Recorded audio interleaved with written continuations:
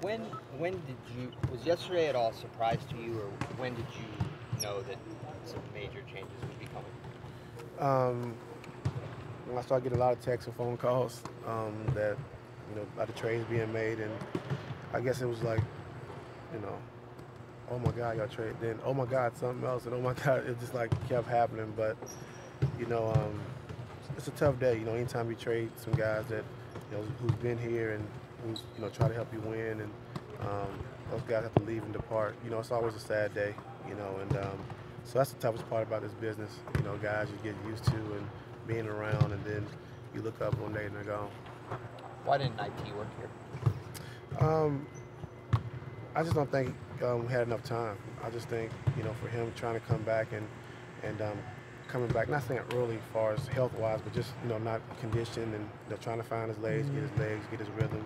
I think it was tough for him, but, I commend him for just trying to come back, and trying to give us the help we needed, because we were struggling at the time. So I wouldn't say it didn't work. I just didn't think, I just thought as far as time-wise, it wasn't a lot of time.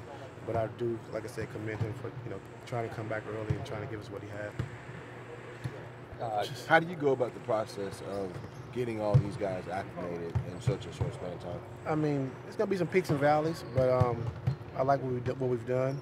And I just know, we'll start playing good basketball at the right time when it matters, going into the playoffs. So, excited about the young guys we have, and, putting it all together is going to be fun. It's going to be a good ride.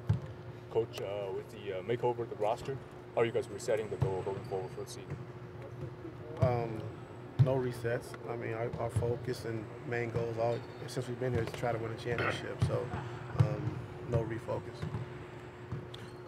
How do you think like getting younger will help like some of the pacing and spacing that you want to do, particularly with your coaching philosophy?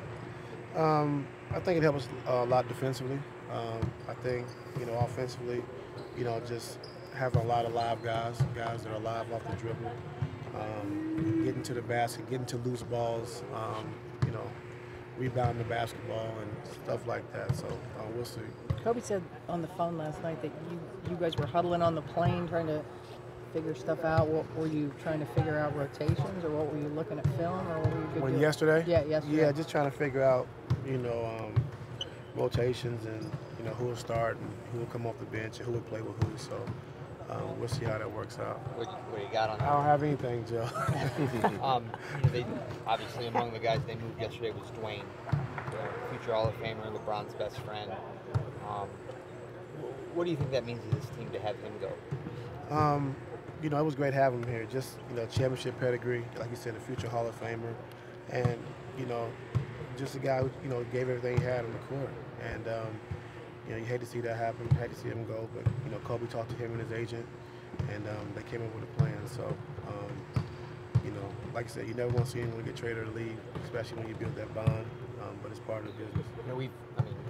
The guys who travel with you have seen how everything's been going the last 2 months, but Kobe described it yesterday as like a slow death march or something like that. What? A slow death march, something like that. I don't know what that means. He was referring to the path that we were on. Yeah. A slow death. Yesterday was not a slow death march, but the path that we had been on. The path up until yesterday. Do you have any inkling as to what led to that, or just how things went from 18 out of 19 to that? It's just a basketball fit. I think a lot of times it's a basketball fit, and who fits what team, and what guys play best together. And it's just not the guys that left, it's the coaches and the guys who are still here collectively. It just, it wasn't a good fit, for I don't know what reason, but, it's just part of the game. What are you going to do tonight? I'm going to start Jose, Jetty, LeBron, JR, and Tristan. Does having the deadline moved up change the way you make these adjustments to these guys compared to what you would have done after the break last year? I really wasn't part of. I don't really know I really don't know the deadline like that, because it's the first time I really had to deal with it. Right. Like I said, Sekou, it's just it's tough. You have a plan in place, for the year and for the season. But we had a lot of injuries, and a lot of guys came back midway through, which was tough for us. But it's my first time going through something like this, and like I said, you hate to see this day coming because it happened to me as a player also. But you know, it's part of the business and it's tough. Can you?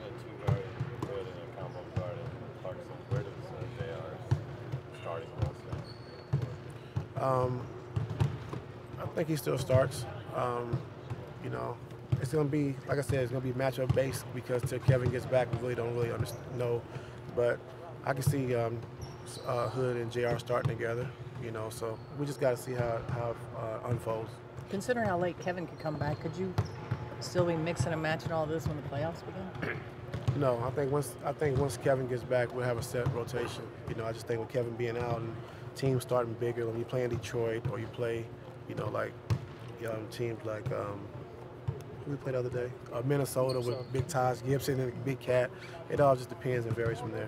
Coming into mid-season as head coach 16, is that 5 out of 6 years advanced experience help you at all with this? Like, if I can do that and get that team I can deal with a completely different roster. I mean, come in, you know, in the midst of all that, I can't handle a lot of things, and you know, I can get through a lot of stuff, and you know, just for me in the game of basketball, you know, I just think you gotta play the game you love to the best of your ability, and I think when you're playing hard and leave it on the floor, you can live with the results, and that's my biggest thing. It's just playing the game the right way and giving the game back what you're supposed to. I'm doing a feature on assistant coaches who are looking for their first chance as a head coach. When you came in, was there a moment somewhere in that season or somewhere maybe that next year when you knew you really were ready as a head coach or you like belonged at it? No. I mean, you always, you know, my goal was to be a head coach, but you never know until you actually get a chance and opportunity. It wasn't no set time where, you know, like I'm ready to be a head coach because you never know. And I thought my coaching style would be a lot different than it is now, but you know, you got to adjust to your team and who you have on the floor. Can you appreciate how Larry Nance Jr. feels coming here to play where his dad played? Oh, I think he's excited. You know, I know his parents are excited, you know, to have him come back. And, you know, we're excited to have him. Versatile guy, can play the 4 and the 5, can switch a lot defensively, great offensive rebounder, gets all the loose 50-50 balls, and, you know, great hands defensively. So, you know, we're excited to have him. What's been that greatest change for you from what you thought it was going to be to what it actually is? I don't know yet because we haven't played, but, you know, I think, you know, getting younger, more athletic, you know, having more live guys, I think, off the dribble now. And we'll just, you know, see how it plays out. No, I was meaning with your own coaching style. You said your coaching style, from what you thought it was, has changed to what it is. I thought I'd be more of a sit-down guy and you know, direct from there, but, you know, that's not the case. But maybe one day I'll get there. All right, last question. Anything else? All right. Thank you.